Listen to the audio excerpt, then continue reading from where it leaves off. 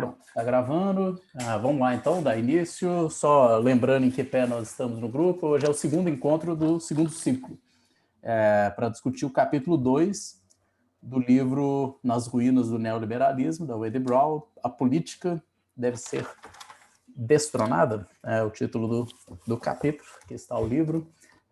E o Pedro que vai falar. Aliás, não é uma pergunta, é uma afirmação. A política deve ser destronada. Vamos lá então, Pedro. Pode falar, por favor. Professor, eu apertei aqui para share screen, acho que não está dando, parece que alguém tem que me habilitar. Eu preciso te autorizar, só um minutinho, deixa eu autorizar aqui. Nossa, Pedro, vai ter PowerPoint? Vai ter screen. Eu fiquei intimidada agora, porque semana que vem sou eu. Você está elevando aí os níveis. Gostei do Pedro, cara. Eu adoro um negocinho escrito. Então, beleza. Pode subir aí, Pedro, que agora já está autorizado aí. Beleza. Eu achei que era para apresentar o PowerPoint, sabe? Ele subiu a barra agora, ó, o nível está aqui agora. Fiquem avisados, né? Tá dando para ver? Tá, só sugiro que você aperte aquele botãozinho aí, ó, para a tela cheia. Não é esse, não. Nem esse, Gente, é o do... nem esse, é esse aí. É isso aí.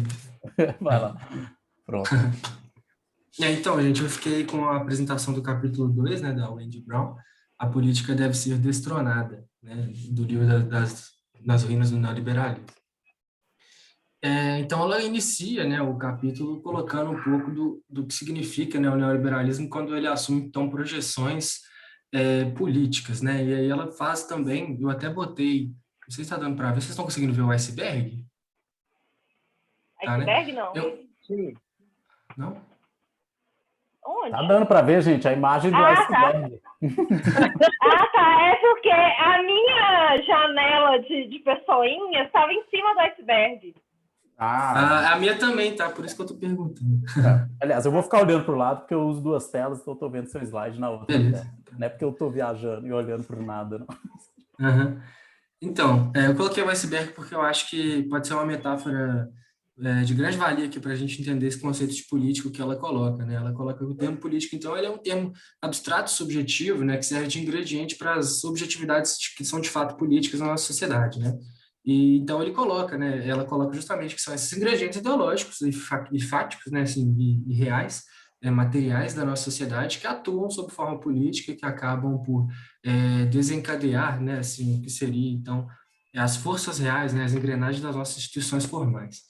E ela coloca, então, como que o neoliberalismo ele se projeta ao ponto de desapropriar o sentido do político dentro da nossa sociedade a partir do momento que o neoliberalismo ele parte de uma premissa do individualismo sobre o coletivismo, né? Assim, no capítulo 1, ela até trata dessa questão, né, em Hayek, como que o senso comum, ou o senso do comum, né, o senso do público, ele é desabilitado dentro da ideologia neoliberal, né, justamente por um ponto de vista assim individual, muito voltado, né, para meio que para o empreendedorismo individual de cada um, né, do indivíduo dentro do mercado sob formas de consumo e produção, né. Então uma perspectiva mais, né, micro assim. E como que isso então acaba desencadeando formas políticas, né, que são geralmente não democráticas, né, à medida que qualquer narrativa democrática é então sucumbida a uma forma de ataque às liberdades individuais ou alguma coisa do tipo, né? Então, eles constringem, né, o significado social da democracia a uma relação individual de produção. E a Andy Brown até cita uma noção em Foucault que eu achei bem interessante, que é essa noção, né, entre verdade e poder. Eu coloquei aí embaixo uma metáfora que eu pensei que pode sintetizar bem o assunto, né, de narrativa e narrador, né, assim, de como que o poder ele acaba por legitimar, a partir do ponto de vista de quem está nele inserido, uma determinada narrativa, né, que passa a ser vista com tons de veracidade dentro de uma sociedade, né, ela acaba por ser legitimada pela posição, né, em que ele se encontra. Então eu coloquei o iceberg também para sintetizar isso, assim, né, que as formas objetivas de política, a política dentro das instituições, por exemplo, elas estão encalcadas na parte que está visível, né, do iceberg. Mas existe toda uma parte oculta, todo um corpo oculto que compõe os ingredientes da política na nossa sociedade, né, que são tão colocados aí pelo Andy Brown como, né, esses valores, essas ações ou poderes da existência comum, né, pensada e, né, aglutinada num ideário de fato público, né, do que seria então uma sociedade. Passou o slide? Antes de eu chegar nesse ponto aí, Pedro, só um comentário. Eu acho que esse comentário inicial da Wendy Brown, eu gosto muito dele. Inclusive, eu devia ter lido porque esse livro está aqui comigo há um tempo, mas ainda não tinha pegado para ler. Eu peguei para ler agora.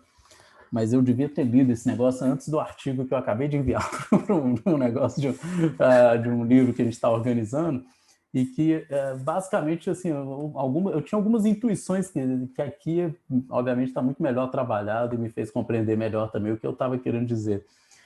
Que há essa, digamos, o neoliberalismo ele tem sempre uma desconfiança em relação ao político, né? O político entendido como esse espaço da deliberação, da busca de um espaço comum para construção de uma sociedade em comum, etc., né? Movida por um interesse seja comum ou público, enfim. Esse espaço do político ele é minado de diferentes maneiras, né? E a gente vai ver aqui como no âmbito do neoliberalismo isso é visto com desconfiança, ou seja, de certa maneira eu acho que um discurso que é muito comum a gente vê no neoliberalismo é essa ideia do excesso democrático, ou seja, como se a democracia, não que eles fossem necessariamente contra a democracia, mas é como se eles vissem a democracia como uma coisa que às vezes ela pode ser excessiva e prejudicar, ou às vezes a via, digamos, ela não constitui a via adequada, ela não oferece a solução para os problemas que a gente precisa, e aí facilmente eles abraçam uma solução autoritária, né? Enfim, então acho que esse texto da Wendy Brown é muito interessante para a gente entender uma coisa que aqui mesmo no Brasil a gente fica muito, nós assim do campo mais à esquerda, a gente fica muito facilmente considerando uma contradição, aquele cara que é liberal, que se diz liberal, mas só na economia, e na hora que chega nos costumes ele é um conservador. E a gente acha que isso seria como se, ou você quer ser liberal, então seja, mas seja, sei lá, de uma maneira coerente, né? Enfim, e vá até o fim no seu liberalismo. Agora, esse casamento aí espúrio, isso seria uma contradição. E, no entanto, acho que o texto dela mostra claramente como que os neoliberais sempre foram, ou pelo menos, em alguma medida, sempre permitiram o conservadorismo, né? Nunca foi contraditório com o conservadorismo, né? E acho que isso fica mais claro, fica mais fácil da gente entender. Eu usei, engraçado, no artigo que eu escrevi, que eu falei que eu devia ter lido isso aqui antes, eu estava usando muito a ideia da Hannah Arendt, do antipolítico, né? Da ideia de que o que a gente tem hoje são tendências antipolíticas. E eu pensei em várias, e o neoliberalismo é uma dessas tendências antipolíticas, né? O conservadorismo, assim, a extrema-direita é uma outra tendência também, claramente antipolítica. Mas aqui eu acho que fica mais claro a gente casar as duas coisas, o neoliberalismo com o autoritarismo, com uma formas, né, de autoritarismo de extrema-direita. Mas o texto também mostra como que há tensões, né? Depois a gente pode conversar mais sobre isso, que isso também não é um casamento. Eu dediquei um slide a isso.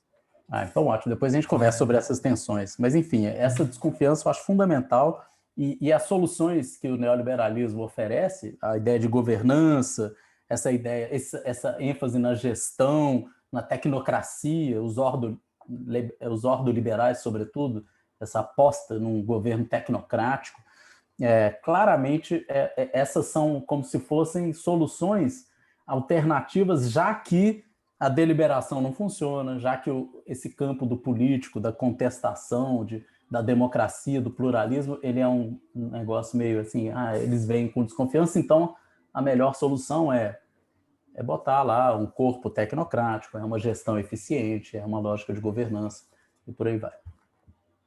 Sim.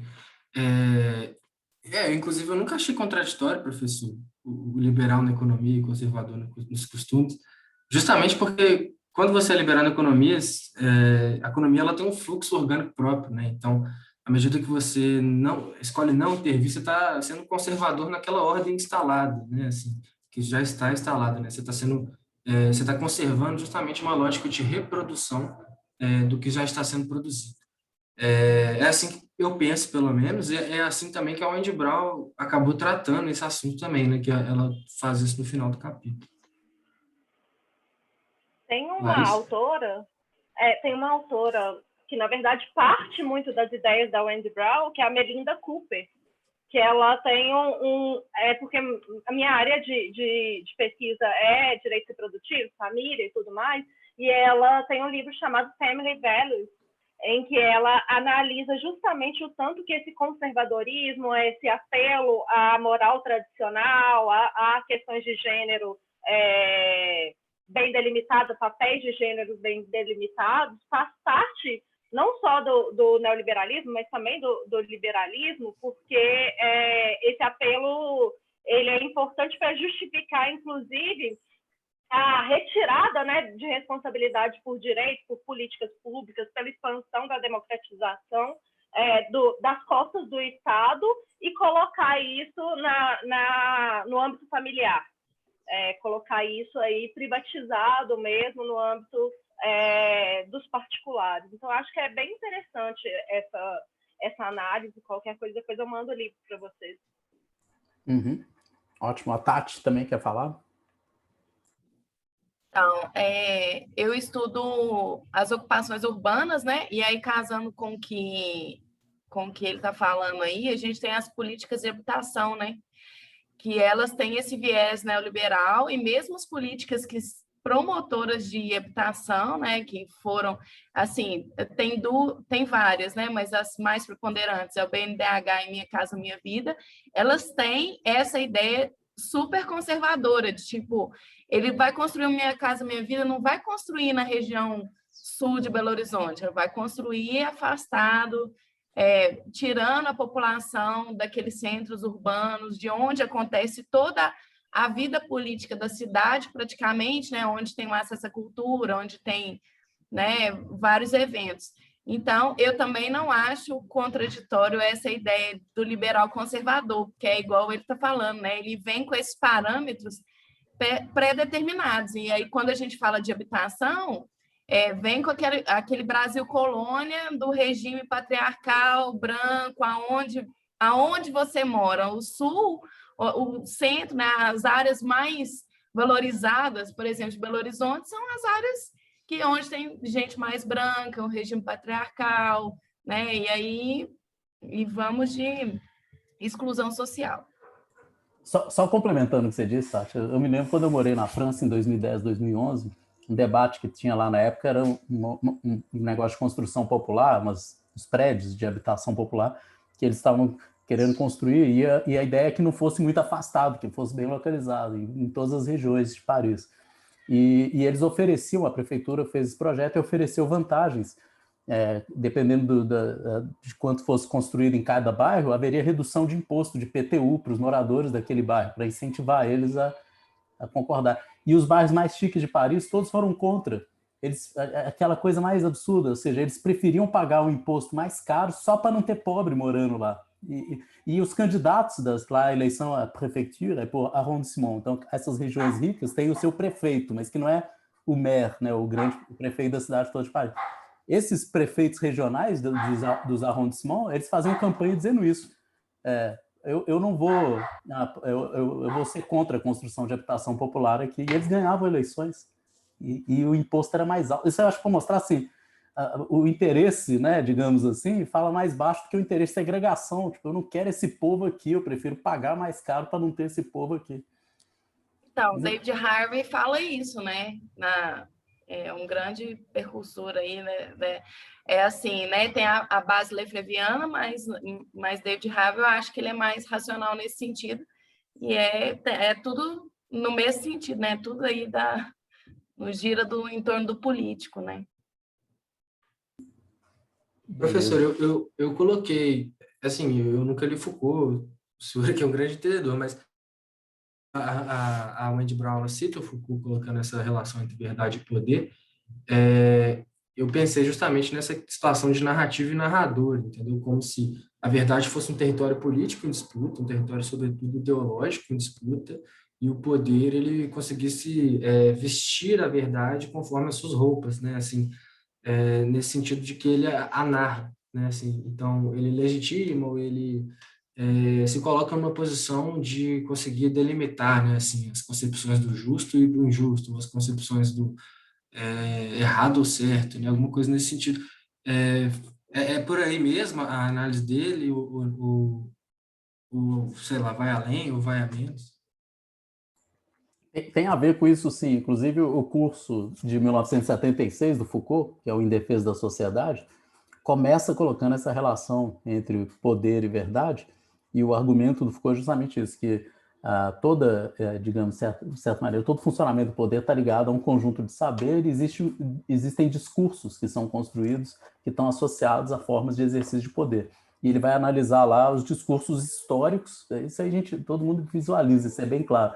E ele distingue dois tipos de discursos: discursos que são laudatórios, aqueles que chamado discurso oficial, aquele que legitima o poder, e os discursos que são, digamos, de crítica, de denúncia, que ele vai chamar de contra-história, que são aqueles discursos que vão denunciar, por trás daquele poder que se tenta legitimar, vai denunciar as invasões,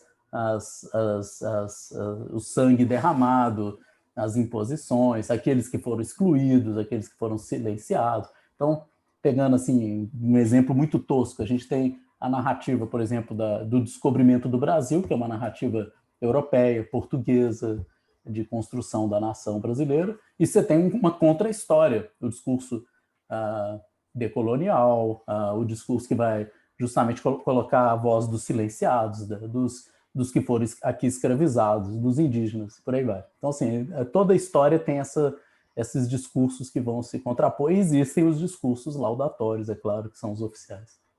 É aquela noção em Walter Benjamin, né, que é necessário escovar a história a contrapelo, fazendo relação, inclusive, com a genealogia do poder em Foucault, né? Enfim, de como o poder ele se reproduz na sociedade, tudo independente da forma. Exato. Esse curso do Foucault faz lembrar muito a ideia dessa história contrapelo, que seria essa história dos oprimidos, né? Faz lembrar muito o início do curso Foucault, ele usa um termo saber das gentes, esse saber dos excluídos, dos silenciados. Faz lembrar muito mesmo assim, o argumento do Benjamin para falar sobre o discurso dele sobre a história. Uhum. Beleza. Eu vou passar então no slide. Alguém quer fazer mais algum comentário? E aí, então, a Emanuel Brown relaciona isso, eu vou um pouco além no neoliberalismo e a ascensão do populismo de direita, né?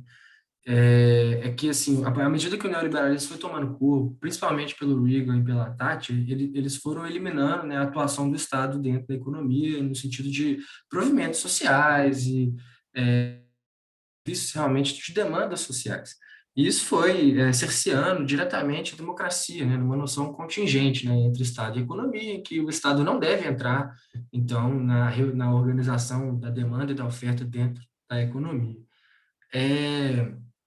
E então, dá para relacionar isso diretamente, até com Marx, eu acho, porque eu coloquei aí, inclusive, a espiral, porque eu queria justamente exemplificar e simbolizar um pouco do materialismo histórico dialético, né? Eu acredito que a minha concepção é de que o neoliberalismo e a ascensão dos populismos de direitas, eles são o irmão mais velho e mais novo da lógica capitalista, né? De produção, eu digo no sentido da materialidade, que é dialética com o campo ideológico, e que, por exemplo, desde o liberalismo clássico, a gente tem, então, as instituições privadas ganhando força, e com isso os discursos das instituições privadas atingindo o parâmetro ideológico, a ponto da gente ter, então, a materialização desse processo ideológico dentro do neoliberalismo, né? Que seria, então, esse apogeu justamente da privatização dos públicos, justamente nessa lógica do serviço privado.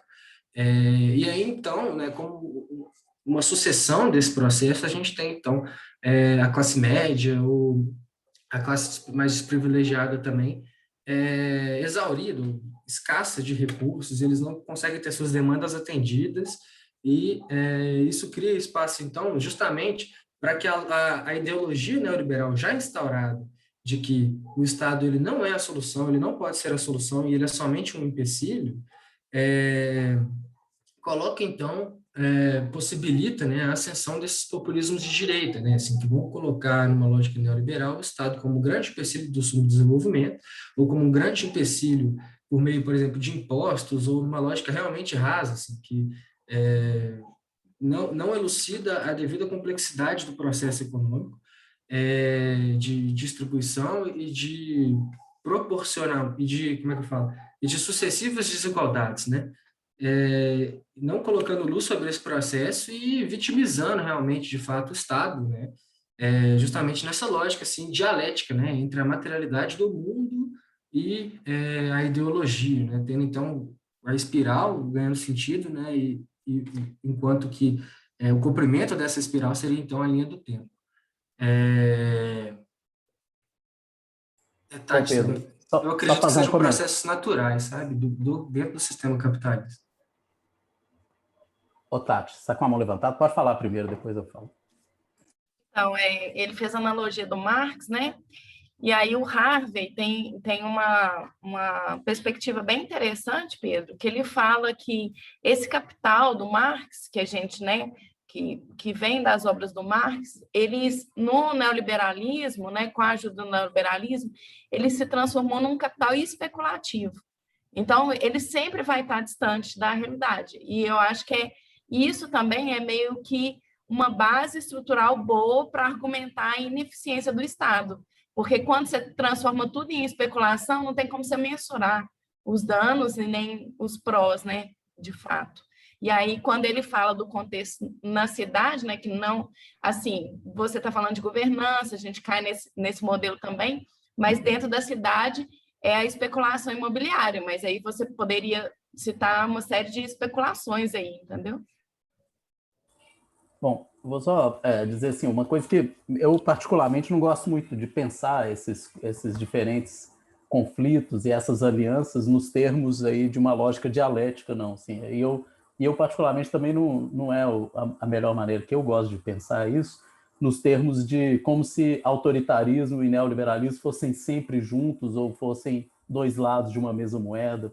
Assim, eu vejo mais como, e eu acho que é o que o Andy Brown está apresentando aqui, como alianças, ou seja, eles não são incompatíveis, ou seja, eles se casam também, mas são alianças tensas, ou seja, elas podem acontecer em determinados contextos, assim como elas podem não acontecer em outros contextos. E a gente tem que, pelo menos eu prefiro olhar para o campo da direita, assim como eu olho para o campo da esquerda. São campos complexos, são campos heterogêneos, plurais, e que algumas alianças podem se formar e se desfazer. Vamos só para assim, olhar aqui o que a Wendy Brown está falando na página 72, ela está falando do trumpismo, a figura de Trump, e olha quem que ela diz aqui, que de alguma maneira o neoliberalismo preparou o terreno para uma aliança, mas essa aliança juntou, uma aliança meio improvável, diz ela, juntou libertários econômicos, a escola de Chicago, os Chicago Boys, juntou plutocratas. Vejam, o discurso neoliberal é um discurso não plutocrata, e ela mostra isso, mas aqui houve um casamento. E toda vez que há uma crise, parece que os neoliberais aceitam casar com os plutocratas, essa que é a questão. Depois, mas juntou com os plutocratas, juntou com os anarquistas armados de direita, então a galera da associação lá de rifle, lá dos Estados Unidos, se juntou com vigilantes da Ku Klux Klan, supremacistas raciais, juntou com opositores entusiastas do aborto e praticantes de ensino domiciliar, né, homeschooling. Então foi uma junção meio heterogênea, na verdade. É mais ou menos o grupo que se juntou aqui no Brasil, militar, evangélico, não sei mais quem. Ainda falaria Chicago agora Boys, dos antivacina. os antivax, o movimento antivax, e junta essa galera. Agora, isso quer dizer que eles estão falando tudo a mesma língua, que são dois lados da mesma moeda? Eu acho que não. Da mesma maneira que eu acho que o campo da esquerda, vamos pensar, junta, sei lá, pessoas que são muito diferentes umas das outras. Você vai ter o stalinista junto com o anarquista, você vai ter a feminista neoliberal junto com o sindicalista machista, junto com o defensor de minoria, e está todo mundo dentro desse grupo. É um espectro tenso também. Enfim, então eu não consigo... Marco, o que eu acho que é fundamental assim, para esse efeito que você está narrando, né, do neoliberalismo, que ela identifica e que eu acho que é muito preciso é justamente esse aspecto de despolitização, né? Como que ele foi fundamental para a emergência e para esse acoplamento entre neoliberalismo e autoritarismo, nesse caldo todo que foi formado a partir desses diferentes grupos que às vezes até chocam entre si em termos de valores defendidos. Então, acho que isso é muito interessante, ela demonstrar como que na própria teorização que antecedeu, né, as políticas efetivamente neoliberais, já havia esse espaço, essa abertura para essa despolitização.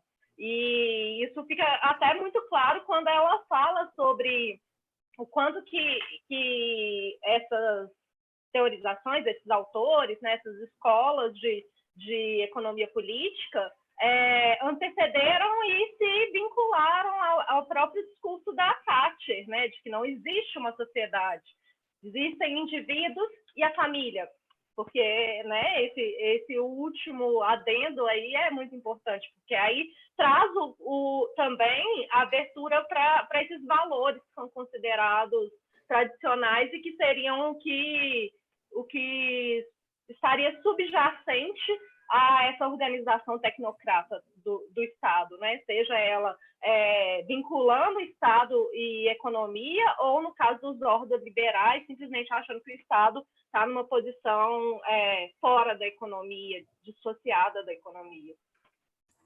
Concordo muito com você, Laís. De fato, parece que o ponto em comum que ela ressalta, e isso eu concordo com ela, é essa tendência a despolitizar, ou seja, uma tendência desconfiada em relação à democracia.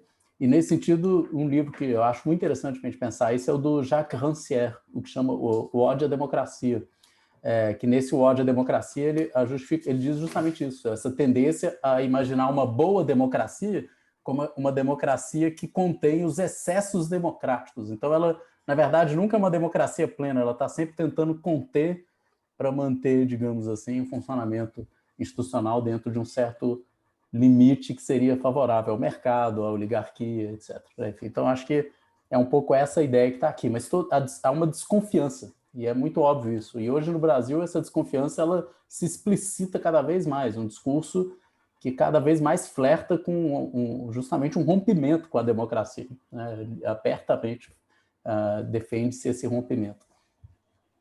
Eu tenho uma outra sugestão, mas essa é lida pela metade, que é Sociedade Ingovernável, uma genealogia do liberalismo autoritário, de um autor que chama Grégoire Chamayou, eu imagino, né? Da UBU também, em que primeiro, até onde eu li, né, o autor estava tentando entender mesmo como que a mentalidade neoliberal, né, bem nesse acoplamento aí que a Wendy Brown retirou do Foucault, né, nessa ideia de que o neoliberalismo também se dissolve se catalisa ou, enfim, capilariza nas relações sociais, né, nos indivíduos. Até esse momento, esse autor estava tratando como que isso acontecia no âmbito dos sindicatos.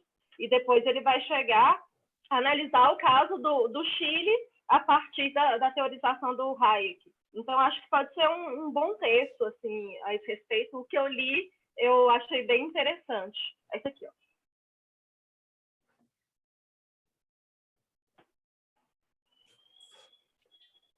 Professor, só um adendo, é que o Hayek, no livro A Wendy Brown cita esse processo, ele faz uma dissociação um pouco entre o autoritarismo e o totalitarismo, de forma a não se opor ao autoritarismo e a se opor ao totalitarismo.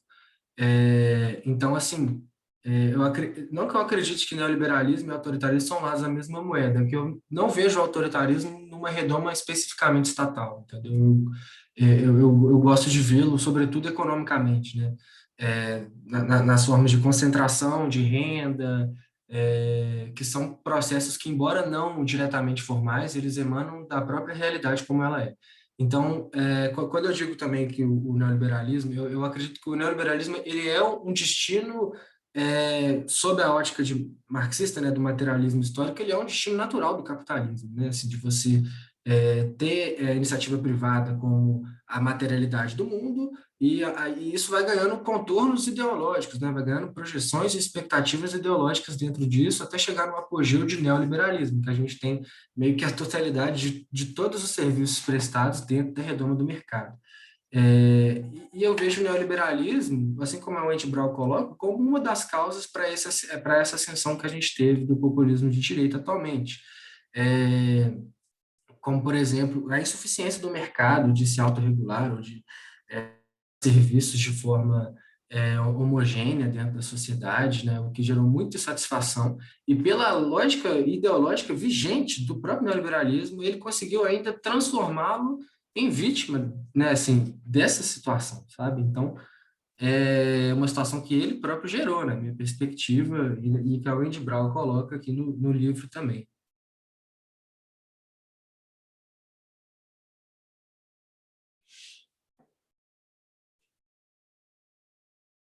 Posso? Pode ir passando. Beleza.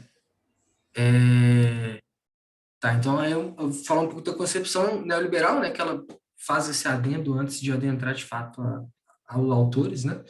E é muito disso, assim, né, desse caráter espontâneo do mercado, da noção de naturalidade da economia também, como se fosse um processo natural, sabe?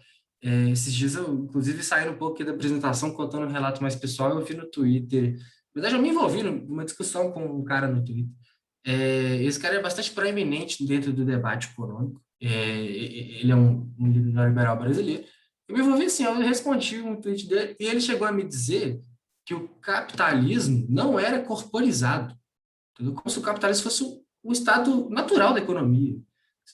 Sendo que não é assim, evidentemente não é assim, sabe? Isso é um erro histórico conceitual grave, né? Assim, dentro das revoluções liberais, nós tivemos, então, uma captura do Estado, né? Que a própria gênese dos dois processos, tanto o capitalista quanto o estatal, são conjuntas, né? Então, assim, é um erro muito grande dizer que o capitalismo ele não é corporizado. Eu acho que ele dimensionou o capitalismo, ele reduziu a dimensão do capitalismo a uma lógica de livre de comércio, de trocas, entendeu? Sendo que isso, enfim, é muito além disso, né? Então, o neoliberalismo ele tem, então, talvez uma diferença, né, assim, conceitual mesmo. Eu até cheguei a colocar depois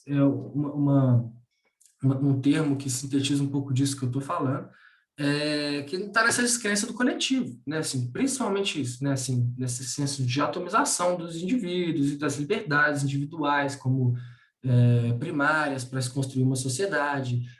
O problema é que dentro de um processo que está em constante movimento e transformação, as liberdades individuais elas acabam tomando determinados contornos, né, que colocam em voga até as próprias liberdades individuais de certos indivíduos, né, assim, dentro de um contorno heterogêneo mesmo, assim, né, dentro da economia e das relações materiais.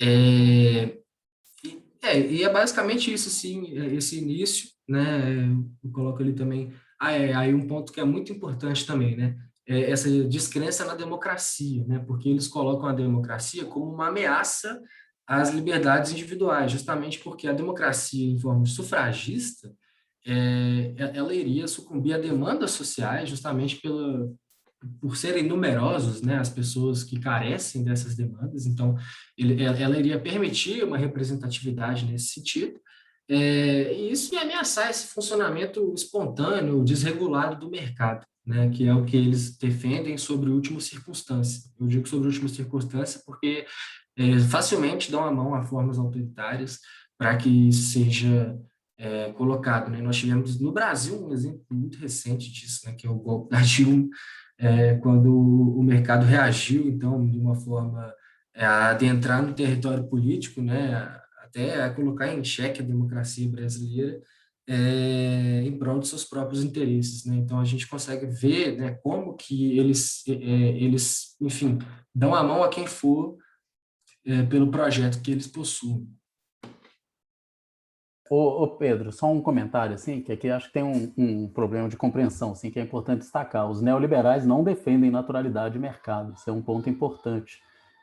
Inclusive, eu acho que, assim, um esforço que a Wendy Brown faz, e que foi um esforço que o Foucault fez lá no curso de 79, e que eu acho importante a gente fazer, por mais que essa literatura, o Hayek, von Mises, o Friedman, esses caras todos, eles sejam uma literatura enfim, de liberais, neoliberais, etc.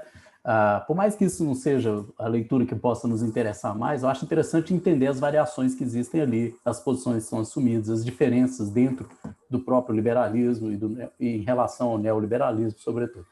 E o Foucault já destacava, e o Andy Brown claramente defende a mesma tese do Foucault aqui, a ideia de que o liberalismo, ele sim, é um governo do laissez-faire, ele é um governo da naturalidade do mercado econômico. O modelo é o modelo da troca. É a ideia de que o Estado deve ser mínimo, no limite ele deve até desaparecer, e aí respondendo a Tati, o anarcocapitalismo é isso, o Estado desaparece pela via de um privilégio completo da liberdade individual. Então, no final das contas, você tem anarquia, porque você não tem estrutura mais hierarquizada de poder, você não tem Estado. Né? Você só tem pessoas se autogerindo, determinando sua própria vida, e esse é um caso, assim, é uma linha de radicalização do capitalismo, é anárquica. Né? Enfim, agora, esses são os liberais clássicos que vão defender essa ideia de naturalismo, ou seja, um governo que é o que o Foucault vai chamar lá, que mais do que liberalismo, o governo em nome da liberdade, é um naturalismo, ou seja, um governo em nome da natureza das coisas, para manter as coisas funcionando naturalmente. Esse é o liberalismo clássico. O neoliberalismo nunca defendeu o laissez-faire. Então, acho que isso a gente precisa entender melhor também qual que é a do neoliberalismo. Os neoliberais, os ordoliberais, são os primeiros neoliberais alemães, que é a escola do Mises, que de onde vem o Hayek depois, antes de ir para os Estados Unidos. Eles defendiam o Estado forte. As pessoas nem conseguem entender isso hoje, mas eles defendiam um Estado forte, tecnocrático. Os neoliberais, de maneira geral, o modelo não é mais o modelo da troca, não é o de deixar as coisas acontecer naturalmente. A ideia agora é de um Estado que vai conformar o ambiente propício à liberdade, no sentido muito específico do termo, a liberdade de concorrência, liberdade concorrencial, criar um ambiente concorrencial, né, saudável, digamos assim, segundo os termos neoliberais. Então, eles nunca defenderam naturalidade da economia. Os neoliberais têm clareza de que se deixar natural a coisa acontecer naturalmente, o que a gente vai ter é oligopólio, monopólio e não livre concorrência. Eles sabem disso, e não é à toa que eles defendem intervenção, só que a intervenção não deve ser na economia, ou na concorrência, mas pela economia e pela concorrência. Esse é inclusive a distinção que a Wendy Brown faz, que é importante entender isso. O neoliberal, ele acha o seguinte, que o Estado não tem que intervir diretamente na economia, mas ele tem que intervir, de certa maneira, antes, regulando o ambiente, para que se construa um ambiente de livre concorrência. Eles sabem que esse ambiente de livre concorrência não vai ser produzido naturalmente. O neoliberal não acredita nisso, não. Enfim, então acho Sim, que... professor. Eu acho que quando eu quis dizer de naturalidade da economia, eu quis dizer de naturalidade, talvez, das desigualdades instaladas dentro da economia. Entendeu? Naquela lógica que eu disse da não corporização, ou dessa crença da não corporização do capitalismo, entendeu?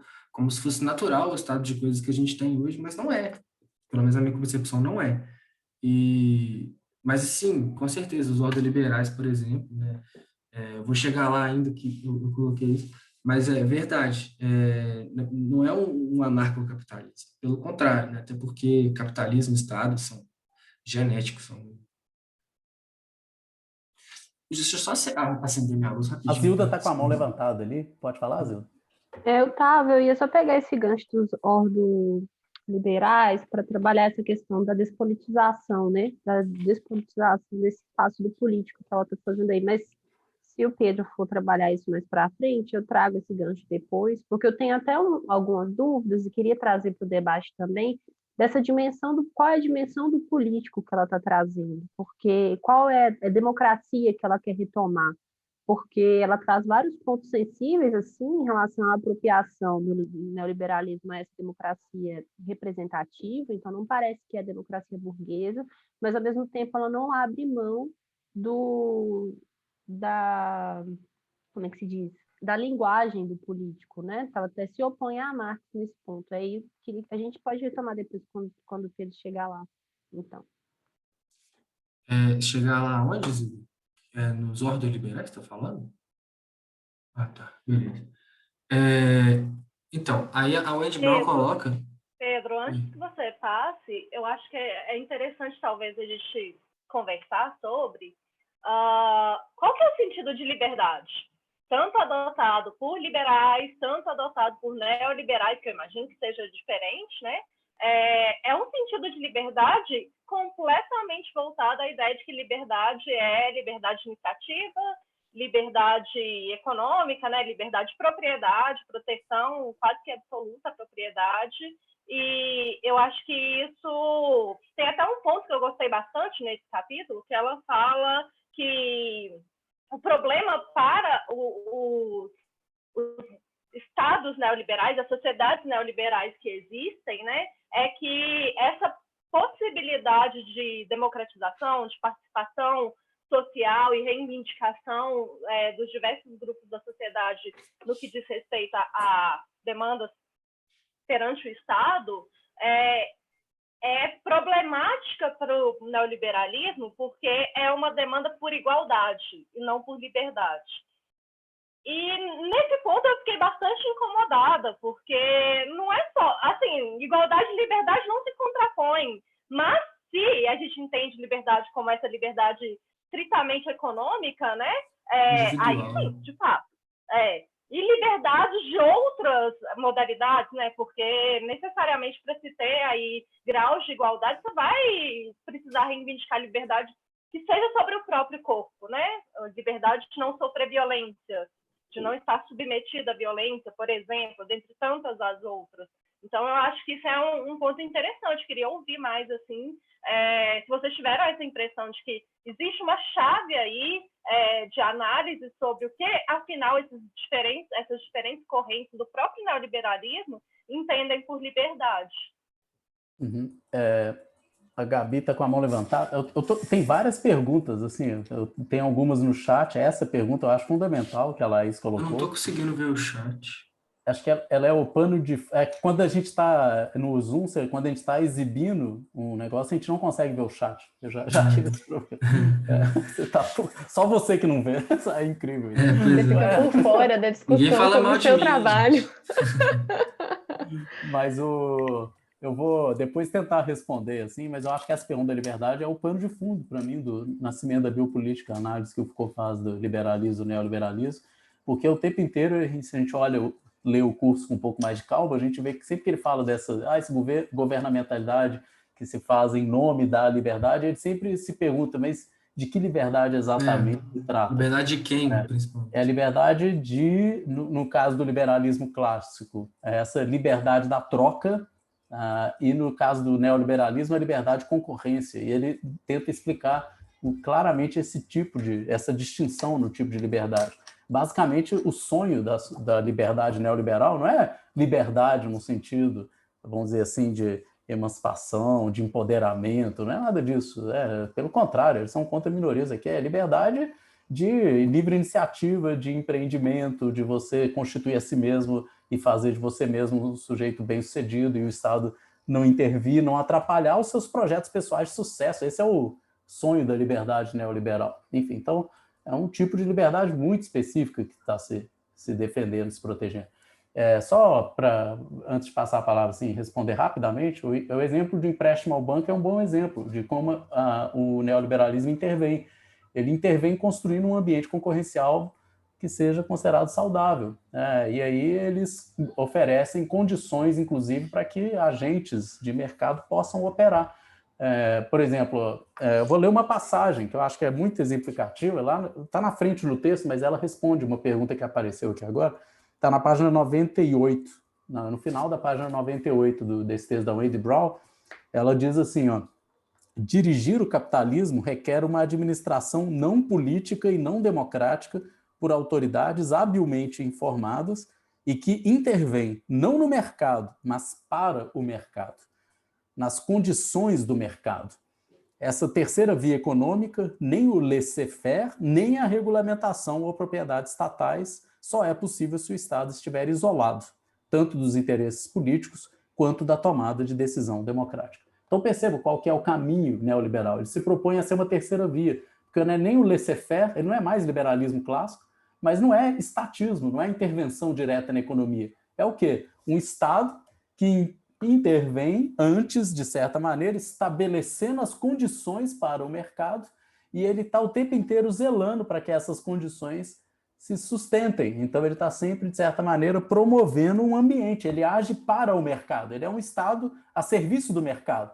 Mas é preciso entender como que ele presta esse serviço, não é intervindo, não é como um Estado dirigente da economia, que dirige a economia diretamente, mas é como um Estado que está o tempo inteiro constituindo esse ambiente propício ao mercado e à concorrência. Esse é o Estado neoliberal, a proposta neoliberal é essa. E para fazer esse papel, ele tem que ser meio resistente às investidas, seja de um mercado num sentido completamente desregulado, então ele vê com desconfiança a plutocracia, e por outro lado, ele tem que resistir às investidas da soberania popular, da democracia, do interesse social, porque esse também pode atrapalhar esse projeto tecnocrático de uma gestão eficiente de mercado. Então ele também não pode ser muito democrático, percebe? Ele não pode nem ser liberalizante demais por um lado, deixar as empresas fazer o que quiserem. Então, num certo sentido, eu acho que o sonho do neoliberal é fazer agências reguladoras, né? Então você monta um tanto de agência reguladora e conforma um mercado concorrencial. O sonho deles é isso, né? E aí você regula o mercado. Então, não é exatamente o que os plutocratas querem, ter agência regulando a atuação deles. Mas, por outro lado, também não é o que uma política social deseja, né? Com serviços públicos, não é nada disso também. Pelo contrário, é privatizando, né? Enfim, então, esse é o lugar do neoliberalismo. A gente precisa entender um pouco melhor o discurso, porque eu vejo, assim, e isso me incomoda até, eu vejo muito facilmente uma tendência de simplesmente colocar o neoliberalismo como se fosse liberalismo clássico, né? Sem entender essas variações e essas diferenças. E sobre anarcoliberalismo, não é contraditório, não, gente. O sonho capitalista é uma vertente, uma radicalização do sonho, é a afirmação absolutamente radical e restrita da liberdade individual. Enfim, então você abole, não é só o Estado que intervém na economia, você abole, o sonho liberal tem isso, o Estado que intervém na sua vida. No final das contas, você não precisa de Estado, não, gente. Acaba com isso. É cada um por si. É cada um dirigindo sua vida, livremente. Anarquia nesse sentido. Não há estrutura hierarquizada de poder. Só que é um anarcocapitalismo, porque o resultado disso não é uma sociedade comunista, um comum no qual não há Estado, né? Se aboliu o Estado. O resultado sonhado por eles é uma sociedade de troca absolutamente livre. Enfim, ok, mas isso é um sonho, né? Uma das utopias dentro do liberalismo, os anarcocapitalistas. Gabi, então, por favor. Marco, eu ia até comentar esse sonho das agências reguladoras, né, mesmo quando estava falando, que eu acho que a imagem um governo tecnocrata, né? A técnica que orienta a mentalidade desse governo neoliberal que está, então, em função, né, da economia. Ele funciona mesmo como uma certa condução das condições, né? Adequando as condições para a economia, aí sim, fluir livremente, ou seja, então, garantindo a concorrência, eu acho que esse que é a compreensão diferente, né? Que eles passaram também pela experiência das crises, principalmente da crise de 29, então tiveram aí essa prova de que não havia essa mão invisível, né? Não dava conta de controlar algumas distorções, então que eles tinham que garantir o ambiente concorrencial, e aí, fazendo isso, o Estado entra como esse ente separado, e aí uma importância gigante nessa separação do político da economia, né? Mas sempre o político funcionando em função da economia. Eu estava querendo retomar um pouco do que a Laís comentou, que eu também fiquei pensando, Laís, nessa divisão que ela vai comentar do Friedman, que vai falar de uma liberdade política e de uma liberdade econômica. E o tempo inteiro, ele vai até usar um exemplo, assim, a liberdade de cada homem escolher a sua gravata dentro das suas condições. Eu falei, essa é a imagem perfeita, assim. É um homem, é uma gravata, e a ideia delirante de que essa é a questão, sabe? Essa é a questão central da vida das pessoas, deve ser escolher a gravata. Eu falo assim, essa pessoa não tem a menor noção da realidade, né? Foi totalmente assimétrico. Ótimo, muito bem observado. Para mim só faltava perfeito. Falar que é um homem branco escolhendo isso, mas você imaginou ele, não precisa dizer. Então, é o sujeito universal, né? Cujo único problema, a única dor de cabeça é a cor da gravata, ou a qualidade. Ele também fala de acordo com a sua possibilidade, uma coisa meio assim, tipo, né? Porque não é toda gravata que vai ser para todo homem, né? Enfim. Mas essa ideia, Laís, eu acho que é sempre uma ideia muito da liberdade negativa, né? A liberdade de o Estado não influenciar na minha vida, a liberdade de você até comenta, a liberdade de não sofrer violência também é uma liberdade negativa. E não tem tanto uma dinâmica de uma liberdade positiva, né? Uma liberdade de participação política, uma liberdade política que é justamente na implicação na democracia, no jogo democrático, né? Ela também não coloca em questão a democracia representativa, né? Ela coloca, inclusive, não sei, assim, acho que em alguns momentos ela está bem em defesa da democracia representativa. Então, não é nem essa questão de uma democracia, de uma participação política direta, né? Mas do político enquanto forma de vida, né? Acho que a Zilda até está perguntando o que é o político para ela fala que não vai entrar tanto nessa questão, mas ela fala que nele reside o significado do povo, gerando identidade individual e coletiva, e que ele resguarda a possibilidade da democracia entendida como governo pelo povo. Mas aí eu queria trazer, eu estou falando muitas coisas, mas trazer um pouco dessa ideia da liberdade num sentido positivo, que é aí que eu acho que ela não se contrapõe à igualdade, principalmente, porque a igualdade, a liberdade positiva, ela demanda essas condições de igualdade para ela ser fruída, né? Então, acho que é aí que é mais claro de ver por que elas não estão em contraposição. Porque não é simplesmente a liberdade de ninguém influenciar na minha vida, mas é a possibilidade de todo mundo atuar politicamente, de conduzir suas necessidades e buscar a felicidade, ou seja lá o que for, assim, essa liberdade, sabe? Acho que é sempre essa ideia, acho que neoliberal, é sempre essa ideia de o Estado como um adversário mesmo, né? E esse adversário que, tudo bem, né? O Marco está aí lembrando que não é nessa ideia liberal de que o Estado é um obstáculo e que é melhor deixar fazer, né, o laissez-faire, mas é uma ideia de que o Estado tem que intervir o mínimo, ele tem que aparecer o mínimo para gerar as condições para essa liberdade acontecer. Mas essas condições não são discutidas do ponto de vista da condição material, elas são condições mesmo de garantir a concorrência. Eu imagino sempre assim o CAD, sabe? Impedindo uma fusão problemática. Não é muito assim, o que isso diz para nós, né? Assim, nós não somos muito cidadãos, somos consumidores ou empresários, melhor dizendo, né? Então, aí que eu acho que essas liberdades, a gente precisa pensar mesmo no que elas significam, porque, para mim, a discussão fica sempre meio na liberdade da gravata mesmo e na liberdade de empreender, né? Eu queria comentar esse exemplo da gravata. A Laís levantou e a Zilda está com a mão levantada ou você esqueceu de abaixar a Zilda? Tá também? Dessa vez eu estou com a mão levantada. Então tá. Só um comentário desse exemplo do Friedman, da gravata, da escolha da gravata. Ele é, eu acho que, o exemplo mais cristalino para entender essa desconfiança em relação ao político. Político, ela está definindo aqui como esse espaço da deliberação, do conflito, o lugar onde as diferenças vão de alguma maneira se relacionar e vão tentar encontrar...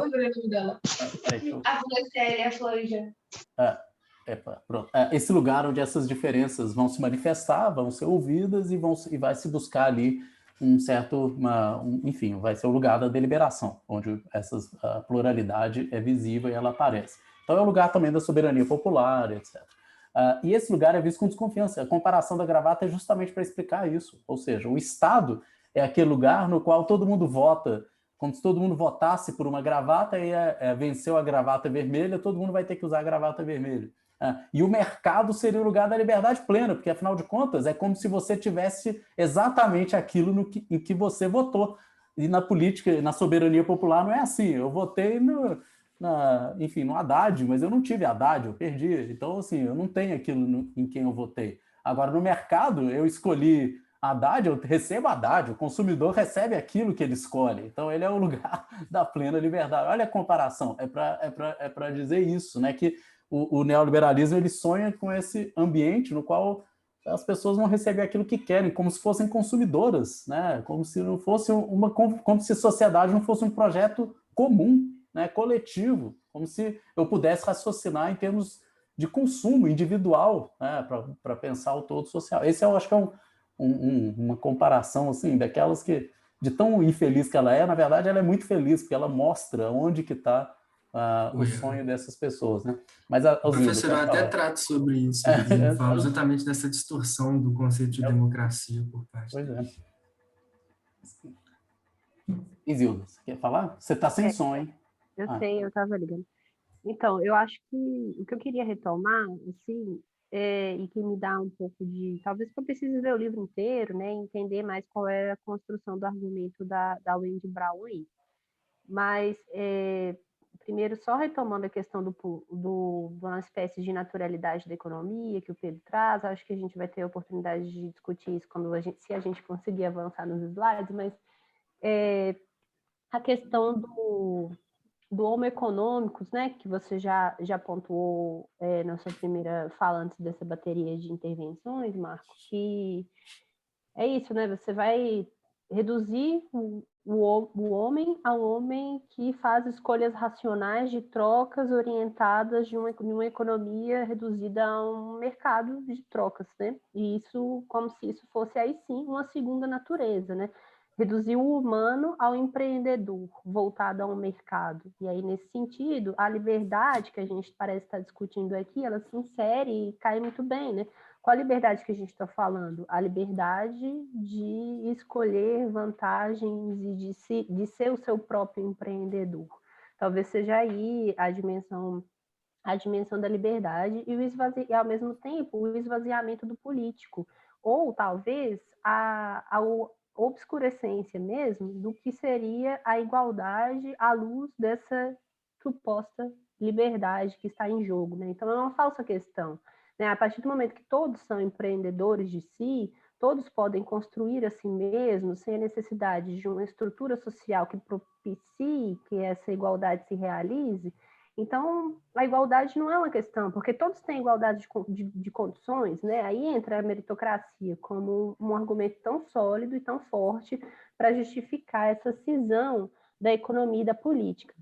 E aí, nesse espaço de cisão da economia e da política, o que eu me pergunto o que ela está querendo propor como a retomada do político, porque ela também parece entender as duas coisas como fontes apartadas, entre até na própria crítica que ela faz ao Marx, por exemplo, né? Você pensar, existe uma dimensão política, existe uma dimensão econômica, ou a cisão, ou a separação da dimensão política e econômica é a ideologia liberal, e vai ser a ideologia liberal dominante que vai reproduzir esses próprios pressupostos. É possível uma retomada pela política, desconsiderando que as duas coisas são tão implicadas assim, sabe? Essa é a pergunta que eu me faço quando eu vejo o desenrolar do argumento. Mas a gente talvez chegue nisso mais pra frente.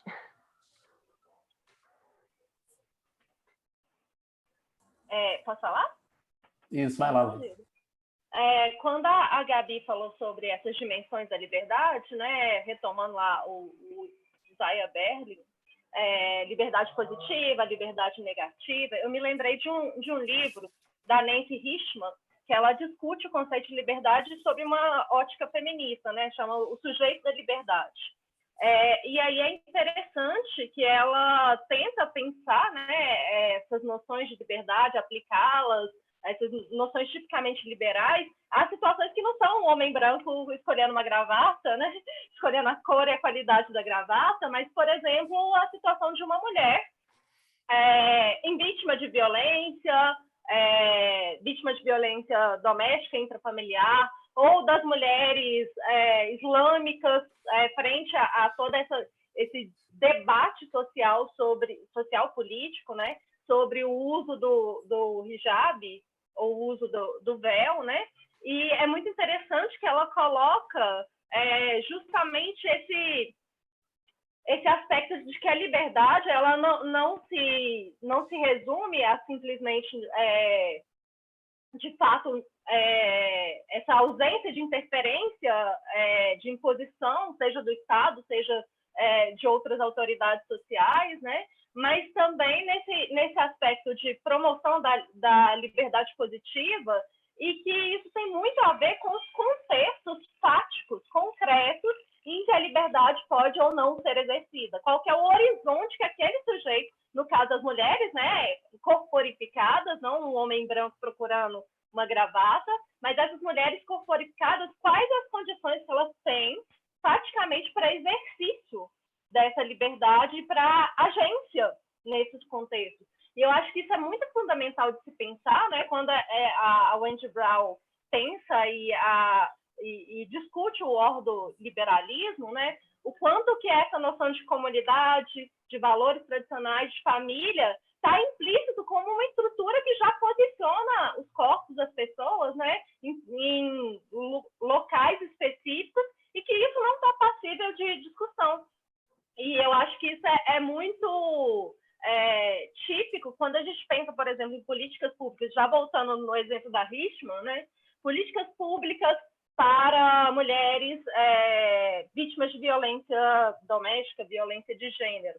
A gente pensa, muitas vezes, em, claro, resolver o problema que é a dependência econômica, que é o fato de que essas mulheres em situação de violência doméstica, violência relacional, elas muitas vezes dependem economicamente de seus parceiros, e por isso é um fator a mais para que elas tenham dificuldade de sair dessa violência. Então, quando eu estava na DAJ, por exemplo, o AEPCA diretor, né, teve a brilhante ideia de que resolveria, e ele estava convicto de que ele resolveria toda a violência doméstica, que a gente estava trabalhando com casos, né, propondo, sei lá, como projeto de lei, alguma coisa assim, uma bolsa violência doméstica. E eu acho que, sim, a gente tem que pensar nessas situações de como que o material importa, né, as condições econômicas, mas que isso definitivamente não resolve o problema das hierarquias sociais, não resolve o quanto que os indivíduos internalizam mesmo essa lógica de que há posicionamentos sociais específicos, instâncias, que essas violências são mesmo naturais e que eles têm que simplesmente se posicionar perante elas, sabendo que elas existem. Então, acho que é muito interessante esse debate. Eu adorei o debate sobre a liberdade, assim, sobre o quanto que isso está implicado. Mas, enfim, o Pedro tem milhões de... Ô Pedro, eu vou te dar uma sugestão até. Vai passando seus slides e tentando assim, apresentar mais sucintamente os pontos principais, até para a gente ter pelo menos uma visão mais geral do texto. Eu vou deixar você um pouco mais de tempo para falar, então o que a gente está cortando. E aí, coitado, ele fez um slide, vai lá, apresenta, mas tenta ser bem breve. Não, gente, que isso, não tem problema não. É até melhor, igual você falou na última vez, privilegiar o debate, né? Eu acho que é bem melhor. Mas até porque meu próximo slide, professor, ele dialoga muito com o que a Zilda disse, que a Wendy Brown cita também no livro, né? Frente a essa ameaça da democracia sufragista, né, desse risco de uma intervenção estatal na economia para produção de demandas sociais, a gente tem, então, certas formas de dominação ideológicas do liberalismo, né? Que o neoliberalismo ele articula dentro da sociedade. Podem ser relacionados exatamente ao que a Laís disse também, né? Eu até, enfim, inventei uma expressão para denominar isso, sabores de poder, né, dentro da masculinidade da branquitude, né, assim, como que eles tentam tornar isso compatível, assim, justamente com a ideologia da economia e do conservadorismo social também, né, a partir, então, dessas formas de poder, né, assim, que acabam sendo palatáveis de outras formas ao indivíduo, né, e não só da econômica. E uma forma também que eu acho que é muito importante, que é essa da Tina, né, essa uma do Tina, né, do there's no alternative, ou there's no other way, entendeu? Assim, de uma forma que eu acho que passa por um pouco do que eu falei, dessa naturalidade de como as coisas são, e são assim porque são, entendeu? E é difícil de sair desses contornos, porque isso vai gerar crise econômica, vai gerar não sei o quê, pouco investimento, e tem todo um poder também articulado, principalmente no Brasil, né, que a gente tem uma concentração muito grande, dentro da grande mídia, né? Eu, pelo menos, no meu ensino médio, eu cresci achando que a esquerda não entendia nada de economia, porque eu via na direita toda hora representada dentro das manchetes de economia da Globo, os comentaristas falando isso e aquilo, e todos muito bem engravatados, não sei o quê. E eu, assim, quando eu era realmente adolescente, que eu estava começando a olhar mais para esse ponto, eu achava isso, entendeu? Justamente porque realmente uma forma de controle, né? Assim, muitos economistas brasileiros reclamam disso, né? De que as pautas de economia da Globo parecem que já tem, entendeu, um lado definido, não só da Globo, né? Mas, enfim, de outros meios de comunicação. E aí tem também a crítica à democracia, né? E ao senso político, né? De uma maneira geral, daquela lógica do iceberg que eu coloquei, disfarçada, né? De defesa das liberdades individuais. E aí, então, Milton Friedman, que é um dos principais expoentes, né? Da ideologia neoliberal, né? Um dos Chicago Boys aí, né?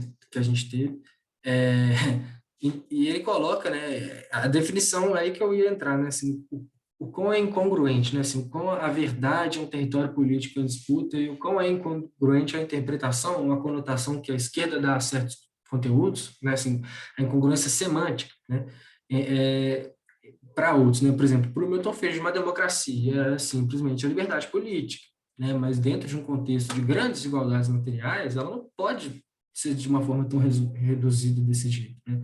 Você tem que haver de mecanismos econômicos para justamente efetivar essa democracia, né? Senão ela se torna uma simples ideologia demagoga, né? Assim, que se veste de lemas universais da sociedade.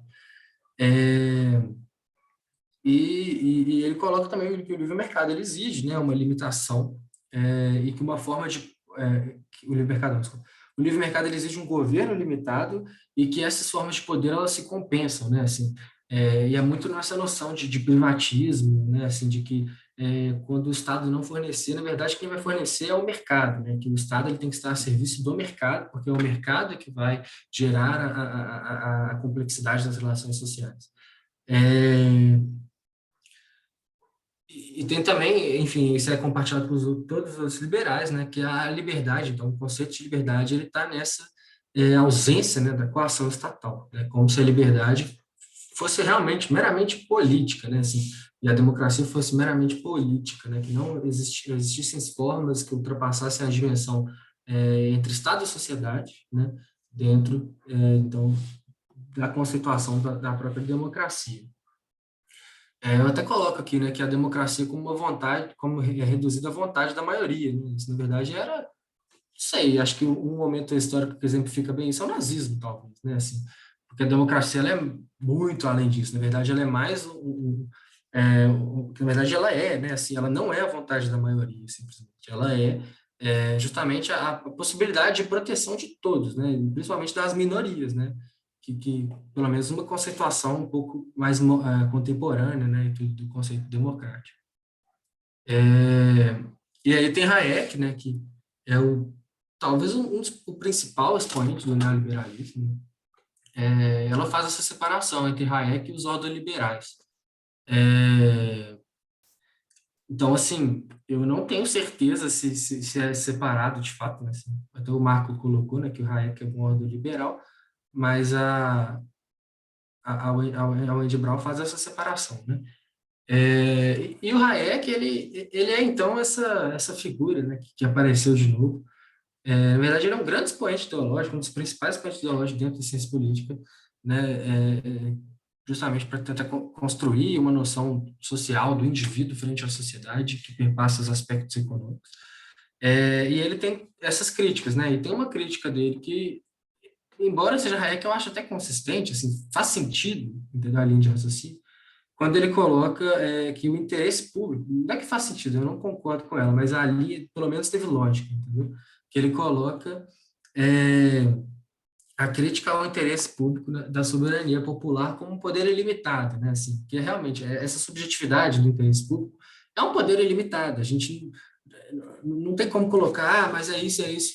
Não, vai ter sempre, vão existir sempre fôlego, vai existir sempre fôlego para que sejam atendidas as demandas sociais, entendeu? E, de fato, é um poder, né, que não tem limite estabelecido. Mas essa é a própria política, né? Assim, a política, ela é esse território indefinido que a gente, enfim, pode sopesar diversos tipos de direitos, ou de liberdades, ou de concepções diferentes, e que visa o bem comum, né? Então, assim, é natural que seja limitado, mas pelo menos teve lógica, né? Essa linha de raciocínio dele. E a crítica, principalmente a Hobbes, né? A Ed Brown coloca até que ele critica mais Hobbes do que Keynes e Marx, né? Justamente porque Hobbes ele é talvez o primeiro expoente, o grande expoente dessa noção do contrato social, né? De que o Estado deve ter soberania, né? E de que essa soberania do Estado deve se traduzir em representatividade, em soberania social, popular. E ele compara também a uma noção teleológica, né? Assim, como se viesse de cima para baixo, entendeu? Isso é que está errado, né? Que tem que vir de baixo para cima. Então, essa é mais ou menos, né, essa noção de Hayek, que também tem um entendimento de um certo evolucionismo cultural, né? Assim, de que o conservadorismo enfim, ele tem razão, ele deve ser mantido porque existe um certo evolucionismo cultural mesmo, dos costumes, né, da tradição, né? Então, isso deve ser respeitado. O que vai, né, contra a ideia de progressismo em todos os setores, vai justamente no sentido do que o Marco estava colocando, né, do conservador nos costumes e liberal na economia. E agora tem a legitimidade tão autoritária em Hayek, né? Ele mesmo, a Ed Brown trata isso no texto. Ele diferencia, né? Ele coloca a tensão entre democracia e liberalismo, né? Assim, como se as duas coisas fossem contingentes, né? Justamente nessa perspectiva dos excessos da democracia, que vão então invadir a esfera da liberdade individual, né? E ele coloca então como antagônico à democracia o autoritarismo e como antagônico ao liberalismo o totalitarismo. E isso implica exatamente numa possibilidade de uma sociedade de livre mercado, mas que seja autoritária politicamente, né? Como a gente teve a experiência do Chile de Pinochet, que demonstra claramente, né, assim, materialmente, essa questão levantada pelo próprio Hayek, né? E que o totalitarismo, então, é que seria talvez o grande inimigo dele, né? Porque seria a grande contraposição ao liberalismo, né? O fato de você querer totalizar todas as vontades individuais em uma só, num espectro estatal. Porém, ele não se contrapõe veementemente, como ele se contrapõe ao totalitarismo, ele não se contrapõe veementemente ao autoritarismo, até porque ele coloca a democracia como o grande agente político, enfim, do subdesenvolvimento ou do não desenvolvimento econômico. E também a hierarquia da tradição, né, que é interessante se tratar, né? Eu até coloquei ele um termo, né, evolucionismo cultural, como uma forma de liberdade, né? Hayek ele entende que a liberdade dos indivíduos ela está ligada exatamente a essa forma já experimentada de cultura, né? Uma forma que foi experimentada através do tempo, que se consolidou dessa forma, e que isso se traduz no que ele conceitua de liberdade, né? Que enfim, sendo então completamente partidário às estratificações sociais não econômicas, né, que a Laís até trouxe aqui, entre, por exemplo, relações de machismo, racismo, por exemplo, entendeu? É um conservadorismo, né, tradicionalista, enfim, dos costumes. Alguém quer fazer algum comentário? Estou com a mão levantada.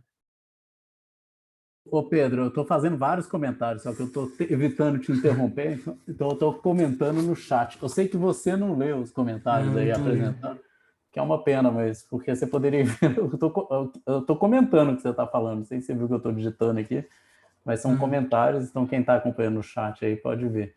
Mas eu queria chamar só a atenção para esse negócio que você falou do Hayek aí agora. Eu acho que essa distinção é fundamental entre democracia e liberalismo e os pares conceituais que ele constrói, né? A democracia se opõe a autoritarismo, enquanto o liberalismo se opõe a totalitarismo. Isso é importante porque ajuda a entender a possibilidade tanto de um autoritarismo liberal como de um totalitarismo democrático, segundo a nomenclatura do Hayek. Então, o liberalismo é compatível com o autoritarismo, E isso o Hayek deixa claro, e não só é compatível com uma democracia, não é um bem em si mesmo, ou seja, o liberalismo facilmente abandona a democracia para abraçar o autoritarismo, porque a democracia não é um bem em si mesmo, ou seja, não é aquilo que a gente tem que defender nos seus próprios termos. Em outras palavras, democracia só é boa se ela serve ao liberalismo, se ela é compatível com o liberalismo, se ela se acomoda com os interesses e os imperativos do mercado. Se ela não se acomoda com os imperativos do mercado, democracia é ruim para ele, deve ser superada e é melhor e é defensável uma saída autoritária. Então, por isso fica claro que mesmo o Hayek, que é visto como esse pensador da liberdade, a liberdade do mercado fala tão alto, mas tão alto, mas tão alto, que é possível um autoritarismo para defender a liberdade do mercado. Olha só até onde vai e que tipo de liberdade é essa que eles estão falando. E não só isso, né? Depois, na frente, depois a gente pode deixar para discutir depois, entra a questão do conservadorismo, como que o Hayek também abre as portas para o conservadorismo. A Laís acho que está querendo falar, né? Não? Então você manteve a mãozinha levantada.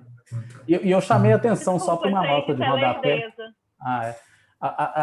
Eu chamei a atenção aqui no comentário para uma nota de rodapé, em que a Wendy Brown aproxima o Hayek do Agamben e do Hart Negri, mas num ponto específico que é interessante, que ela diz, olha, existe também pela via da esquerda uma crítica à soberania popular. No caso dessa crítica vinda da esquerda, é uma crítica da democracia representativa e dessa ideia de povo, e, obviamente, uma defesa de uma democracia direta, ou outras formas de democracia mais radicais. Agora, a via dos neoliberais é outra, mas é interessante que os dois estão criticando essa democracia liberal representativa.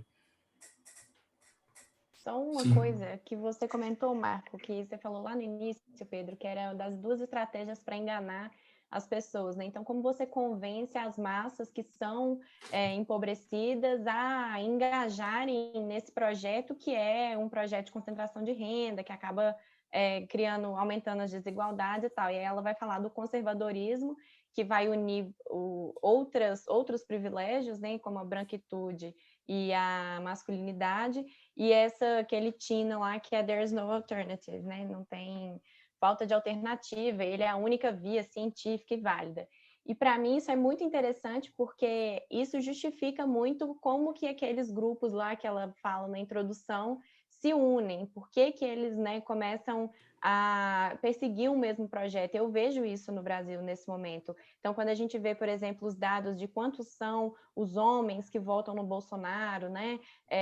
Ou seja, dados de raça, de gênero, isso se torna mais claro, assim, essa identificação, né, da dimensão identitária mesmo, de você se propor a um projeto que, do ponto de vista econômico e do ponto de vista de vários outros elementos da vida material, seriam prejudiciais a você, mas isso é suplantado por esses pertencimentos aí que criam essa moralidade comum, né? E bem prejudicial para todo mundo, no final das contas. E esse papo aqui do Hayek, hein? Que coisa, eu não conhecia esse argumento dele não, de que o Estado, porque a gente conhece o argumento tradicional, de que o Estado não deve intervir na liberdade individual, ou seja, a gente deve garantir esse espaço da liberdade individual. Mas agora só o que faltava, eu tenho que garantir também o espaço dos valores tradicionais, dos princípios comumente aceitos. Aí o Estado, que se volta contra os valores tradicionais, ele também seria um Estado autoritário nos mesmos termos do Estado que se volta contra a liberdade individual. Olha que coisa louca, porque no final das contas o Estado que se volta contra valores tradicionais, ele o faz em nome de um direito de todos, de minorias, de inclusão, né?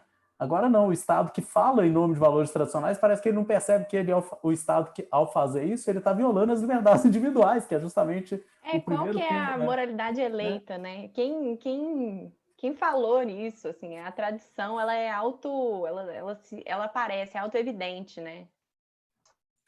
O Marco, tem a última frase desse slide que eu coloquei, eu até coloquei ela como última para que fosse bem contraditório quando eu passasse o slide. né, que é a crítica à soberania vertical do Estado, de uma forma teleológica, e ele anexa isso, então, às liberdades individuais, e aí depois ele coloca legitimidade autoritária. Enfim, é extremamente contraditório, né? Assim, como se o espectro da economia fosse o libertador dos indivíduos, enquanto o Estado pode intervir de forma autoritária para garantir isso, entendeu? E isso é uma violação direta, né, às liberdades individuais, o princípio democrático da soberania popular, né? Aí agora os ordoliberais eu achei eles bem mais complexos, sabe, assim, do que os outros. Pode ser até o berço, né, do que a gente tem hoje dentro do debate público, né, do dogmatismo econômico, né, que a gente tem muito. É, então, é um Estado, né, assim, apartado de inclinações políticas, um Estado que seja, então, é, autônomo nas suas decisões e que as decisões sejam meramente tecnocráticas, né, assim, voltadas, então, justamente para um conhecimento dentro da economia, que o poder desse Estado ele seja distribuído, então, entre uma constituição política e uma constituição complementar à constituição política, uma constituição econômica, né, que seja justamente assumindo, né, que o mercado, dentro das condições de produção capitalista, ele não é autossuficiente, ele não é autorregulatório, ele não é organicamente autorregulatório, então ele necessita de um órgão forte, de um órgão estável, justamente para trazer essa estabilidade que ele precisa para, enfim, triunfar em termos de eficiência, prosperidade, enfim. E eles colocam, então, essa soberania política, né, em expertise técnica e de conceitos dogmáticos econômicos, né, da ciência econômica, como a forma apropriada, então, de governança do capitalismo moderno, né? Frente às grandes contradições desse sistema, ele até coloca, tem uma passagem que eu acho interessante, o Estado feito de autoridade, decisionismo, fundado em conhecimento técnico econômico para controlar e corrigir mercados, ele coloca também que os capitalistas, eles não são, as prioridades dos capitalistas é o lucro, né? E que essas prioridades não são suficientes para corrigir falhas de mercado de forma autônoma, de forma orgânica, né? Como muito se defendeu, é, é, inclusive até hoje se defende, né? Assim, no debate público. Bom, só chamar a atenção para um ponto aqui, Pedro, como que a Constituição da União Europeia, e o Andy Brown aponta para isso, ilustra muito bem isso. A União Europeia, ela acaba desempenhando um papel meio supranacional que expressa esses imperativos da boa gestão e da defesa do mercado ali na região, etc., e que passa por cima das decisões das soberanias populares, das expressões, né, e da vontade da maioria nos diversos Estados-membros. Então, ela é uma espécie de gestora, né, que funciona como essa instância meio neoliberal, assim, tecnocrática, né, que vai regular e evitar os excessos democráticos. A crise da Grécia, eu acho que foi um exemplo explícito desse tipo de intervenção, do interesse, sobretudo dos banqueiros e tal, mas dessa ideia, ficava um discurso de ajudar a Grécia a não quebrar, mas o tempo inteiro era conter os excessos democráticos da Grécia para poder impor um modelo específico neoliberal enfim. Então, ali eu acho que é um discurso tipicamente ordoliberal, né? Essa coisa, deixa para os técnicos resolverem, né? O povo está querendo direito, saúde, apostadoria, educação, não sei o quê. Não, mas o povo não entende muito bem, vai quebrar e tal. Deixa os técnicos resolverem, o pessoal lá do Fundo Monetário Internacional, ou o pessoal do Banco Mundial, ou então o pessoal lá de Bruxelas, eles é que vão saber tomar a decisão eficiente, tecnicamente correta, cientificamente balizada, e por aí vai, né? Enfim, então, esse é um discurso muito neoliberal, e acho que a União Europeia se presta a essa crítica muito facilmente. Bom, vamos entrar nesse último tema, então, até porque a gente está chegando perto do tempo, que é o que deu errado. Acho que esse é um ponto interessante do texto, até para entender isso, né? Porque a gente, do campo da esquerda, fica achando que os neoliberais estão aí vivendo a vitória deles, comemorando feliz, mas eles têm uma percepção de que o projeto deu errado. Eu acho interessante entender a ideia desse fracasso também. Sim. Então, exatamente, né? Tem até um livro que trata disso, que é bastante interessante, né? O mito do capitalismo, né? Assim, que é justamente essa forma de que os mercados competitivos eles não são duradouros, né? À medida que uma empresa ela está, enfim, concorrendo com outra, à medida que ela vai ganhando a concorrência, ela vai adquirindo mais poder de mercado e vai pleiteando por mais formas, né, de custear o seu produto ou de subsidiar temporariamente o seu produto para que ele conquiste cada vez gradativamente mais mercado, se estabelecendo de forma hegemônica, né, assim, dentro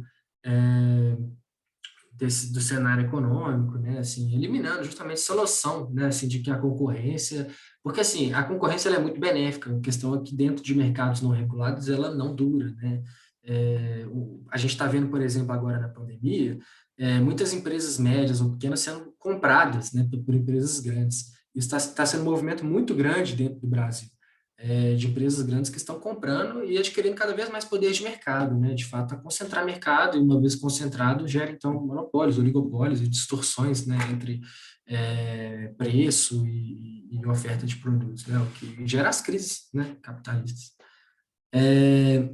E então, uma cidadania também, né? Porque a gente fala muito de aspectos materiais e tudo, mas tem também aspectos assim, metafísicos que fogem um pouco assim, talvez seja uma compreensão mais poética, né, do Estado, mas voltado justamente a um garantidor, né, assim, desse senso de cidadania, né, comum, do espaço comum, do espaço público como um espaço efetivamente democrático, vinculado a essa noção de cidadania e que dentro do contexto liberal ela é simplesmente assim limitada ao direito ao voto, né? Assim, eu costumo dizer que para neoliberal sei lá, democracia é votar de 4 em 4 anos, sabe? Assim, então eles não têm muito essa correspondência, né, de que o Estado ele deve ser um provedor de serviços sociais, justamente porque no Estado é a esfera que esses serviços podem ser prestados de forma mais homogênea, de forma mais justa, e não de forma tão estratificada, né, e que acaba por gerar mais estratificações. E Só um também comentário, Pedro. Se colocando no lugar do neoliberal, a percepção deles é mais ou menos a seguinte, e acho que o texto da Wendy Brown explica isso. É como se eles se vissem como uma terceira via, e facilmente a coisa ou cai para um lado, é como se eles tivessem que andar em cima de um muro, mas aí facilmente cai para um lado do muro ou cai para o outro. Então, ou a gente tem excesso democrático, aí é uma espécie de populismo, a força da soberania popular, e aí esse discurso, enfim, é uma espécie de problema para o excesso democrático, ou então a gente cai para o lado da plutocracia, e aí a gente tem o interesse dos grandes detentores do capital, os industriais, etc. E facilmente a gente está indo para um lado ou para o outro, ou seja, esse sonho, imagina o sonho da agência reguladora, facilmente, ou ele é capturado pelo jogo da soberania popular, do excesso democrático, e aí a ideia do público, do estatal, ou então ele é capturado pelos interesses plutocráticos, e você não consegue realizar esse sonho. Essa que é a questão. A terceira via, quando chega ao poder, ela claramente, ou ela abraça um excesso democrático, ou ela abraça a plutocracia. No Brasil, tradicionalmente, abraça a plutocracia, né? Eles estão... É um abraço que parece que você, de tão bem abraçado que está, você nem consegue distinguir direito, né? Já fundiu assim, os corpos ali, já virou uma coisa meio indistinguível. Mas seja como for, acho essa uma leitura muito interessante, assim. E no final, né, o argumento dela é de que é interessante, faz lembrar aquela coisa do marxismo. Aí tem o socialismo, tal como foi pensado, e o socialismo existente. Aí você tem os estados do leste europeu, a Rússia, a antiga União Soviética, como experiências do realismo real, digamos assim. E aqui é a mesma coisa com o neoliberalismo. Você tem o neoliberalismo, num certo sentido, utópico, pensado, que seria esse, que não sucumbiria à plutocracia, mas você tem o neoliberalismo existente, por exemplo, o do Fernando Henrique Cardoso, por exemplo, o do Guedes, agora no Brasil, por exemplo, o do Pinochet, enfim, da Thatcher, ou do Reagan, etc.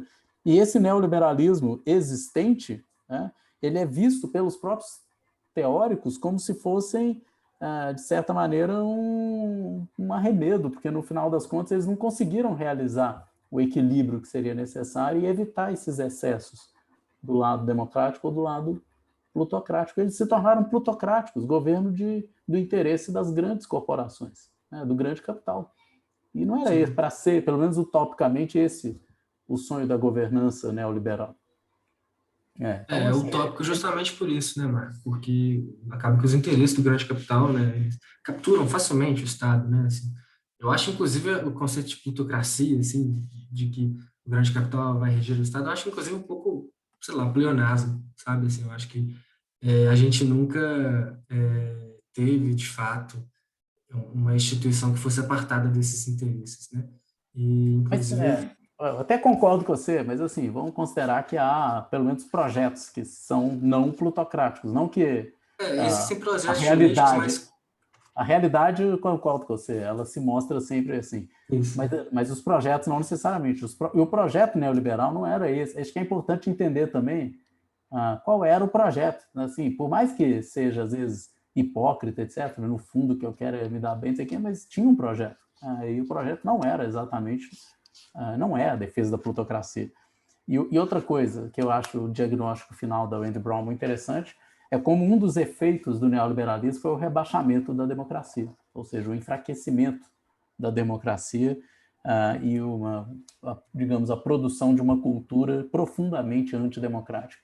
E aí, nesse sentido, eu acho que associar neoliberalismo e autoritarismo é mais fácil, porque ao rebaixar o campo do político, o que você tem é, obviamente, um espaço muito grande para toda forma de autoritarismo, porque você mina os campos, os filtros possíveis para deliberação, para a ocorrência do conflito num ambiente institucionalizado. Você mina isso e, no final, o que você tem é a imposição autoritária da vontade, do interesse de alguns sobre outros. Enfim, então, isso eu acho um diagnóstico interessante, vale para a gente entender um pouco melhor o Brasil também, essa ascensão desses discursos mais claramente ou abertamente autoritários e antidemocráticos. Bom, gente, vocês têm mais algum comentário, alguma questão que vocês queriam colocar? Só uma coisa, Marcos, você fala dessas experiências assim recentes, né? No último, acho que na última página ela fala do que aconteceu, né? De como que os partidos funcionaram, de como que as mentiras foram elevadas na realpolitik, né? O que aconteceu? E eu acho que vários desses discursos que a gente vive hoje reforçam essa rifada da democracia que a gente experimenta, né? Então, a democracia está extremamente desacreditada, todo mundo odeia a política, né? E eu acho, mas assim, quando eu leio esse projeto, eu não sei se ele é ingênuo, sabe? Porque é um pouco difícil não prever que essa combinação com o autoritarismo vai ser possível, e não só possível, mas não é indesejável em muitos desses autores, né? Então, do ponto de vista, assim, então virou uma plutocracia, não era bem isso que a gente queria. Tá, mas o que você fez para isso não acontecer? Assim, a defesa toda foi nesse sentido. Então, não sei, sabe? Eu acho um pouco, não sei, quase uma crítica fraca demais, assim. E você estava comentando que eles se consideram que perderam, né?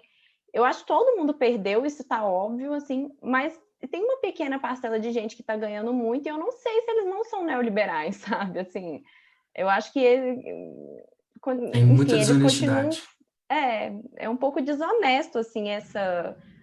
Não sei se é desonesto, mas me parece que é uma falsa ingenuidade. Não me parece tão ingênuo assim, sabe? Não são pessoas.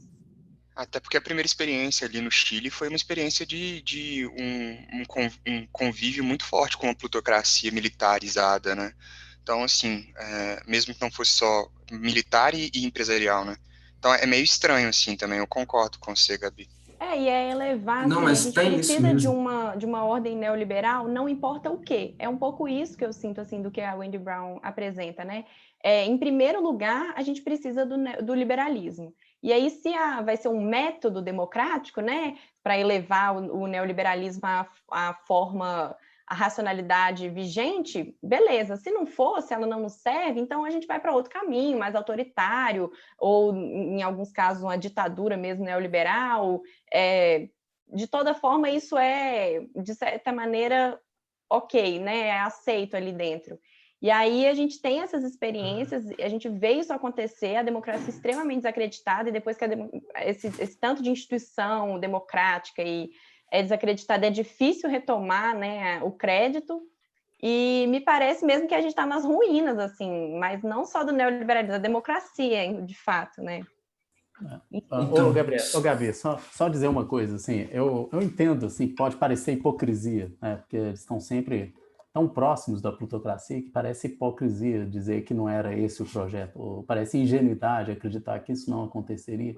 Mas, assim, eu tendo a dar um crédito e pensar o seguinte, que existe uma dimensão utópica no liberalismo. Eu acho que a gente não pode negar isso, essa que é a questão óbvia. Assim como existe uma dimensão utópica no comunismo, na ideia de comum, ou na esquerda, existe uma dimensão utópica do mundo liberal, né? Uma dimensão forte utópica.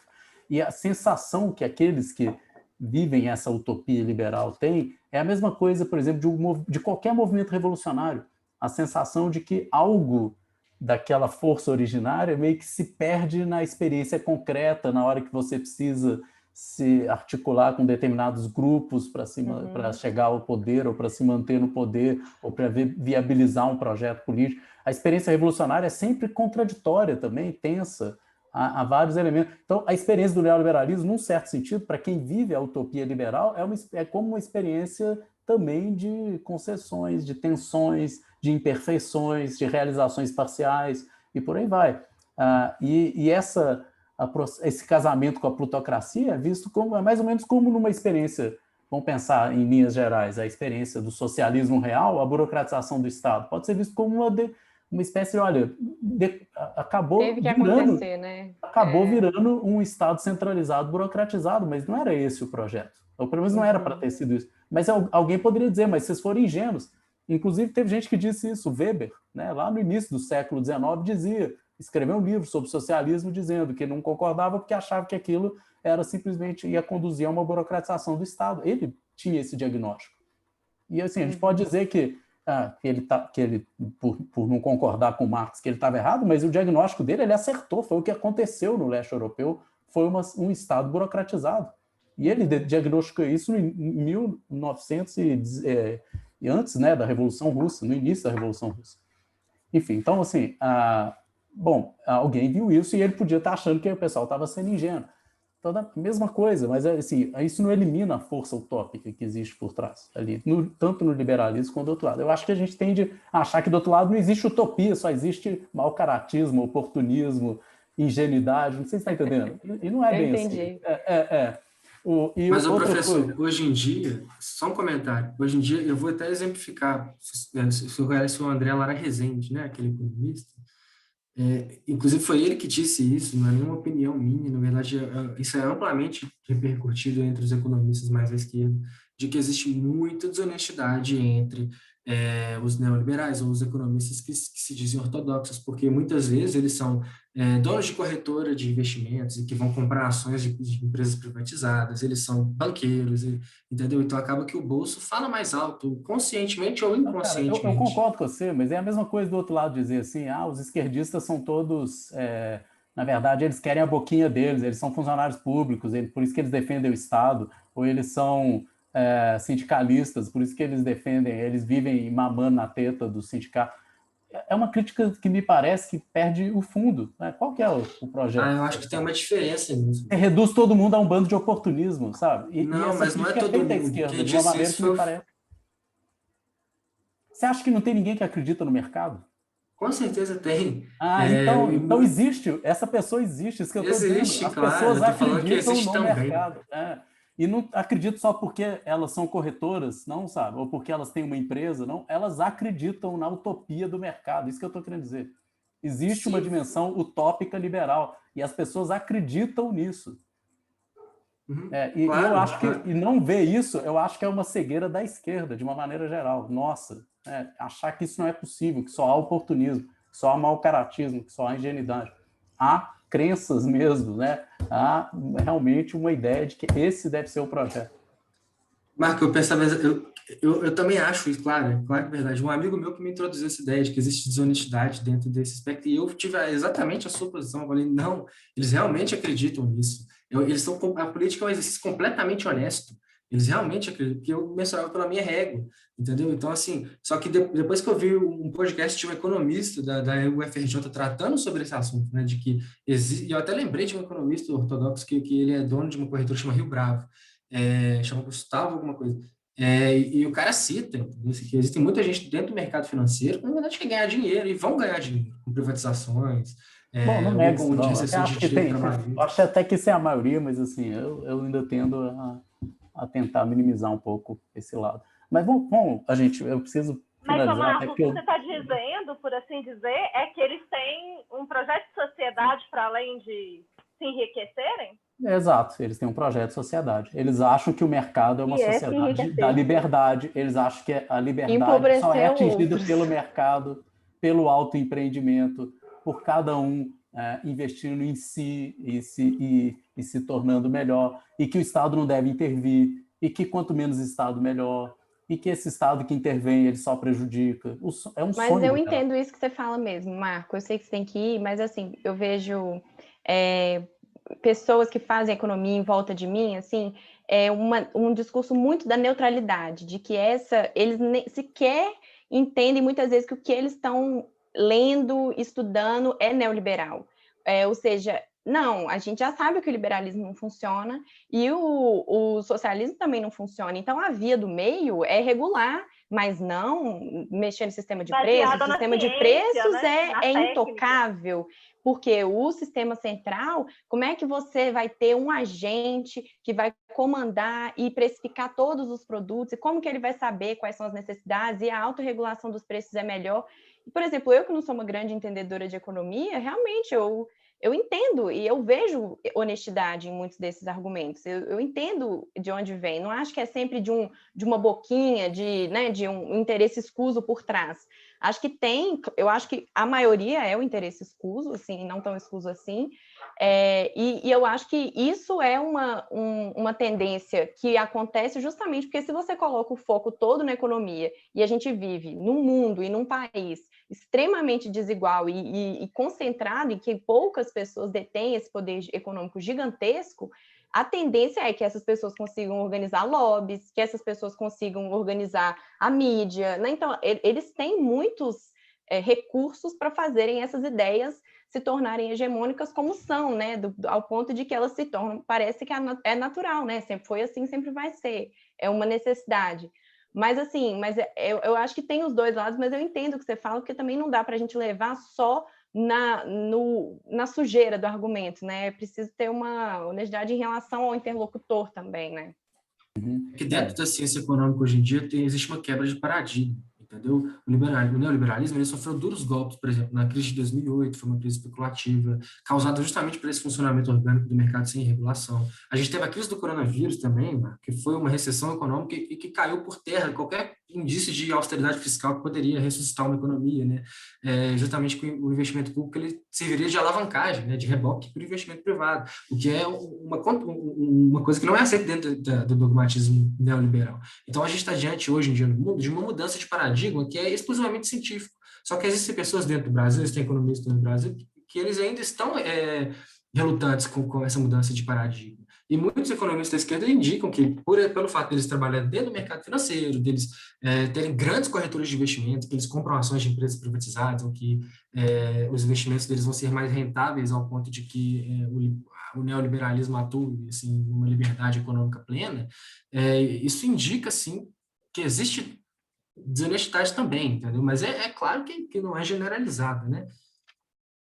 Não, tudo bem, gente. Só um comentário para a gente finalizar, então, que eu acho que é uma coisa interessante que a Wendy Brown diz aqui, que é o seguinte, como que ela mudou a perspectiva do Undoing the Demos, que é o livro anterior dela, para esse, quando ela diz que mais do que simplesmente uma política submetida a uma semiótica economizante, como ela tinha argumentado antes, no Undoing the Demos, a democracia é explicitamente demonizada. Eu acho que essa é a mudança interessante na perspectiva que ela apresenta, ou seja, antigamente o neoliberalismo era visto simplesmente como a submissão de tudo a uma lógica economizante, né, de pensar tudo segundo essa lógica da economia, né, que é o que o Friedman faz, a leitura que o Foucault fez no Nascimento da Biopolítica e tal. Só que aqui ela dá um passo além, ela diz, não é só isso, não é só submeter todas as esferas da vida a uma espécie de cálculo econômico. É mais, é também investir contra a democracia. Ou seja, tem uma dimensão também antidemocrática que não fazia parte. E é interessante por que isso agora aparece e não antes. Pensa bem, por exemplo, quando eu sou de uma geração que estudou na universidade na época do Fernando Henrique Cardoso, então a gente fazia uma crítica ao neoliberalismo, que era o que se fazia no Brasil naquela época. Só que era uma crítica muito mais em relação a isso, a essa racionalidade neoliberal, essa coisa do mercado acima de tudo, essa ideia de tudo tem que ser pensado em termos econômicos e tal. Hoje, parece que naquela época não era claro, não se colocava essa ideia de uma tendência abertamente antidemocrática, porque não era esse o discurso, nem do Fernando Henrique, nem dos neoliberais. Mas hoje é.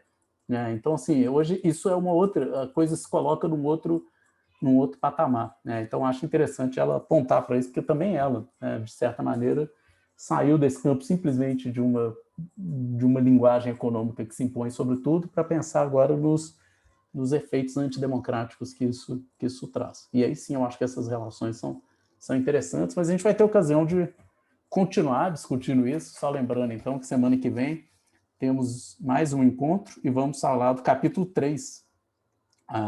E quem que é que vai apresentar? É você, Laís, que vai falar? Acho que sou eu, sim. Eu estou me preparando aí. É Laís mesmo.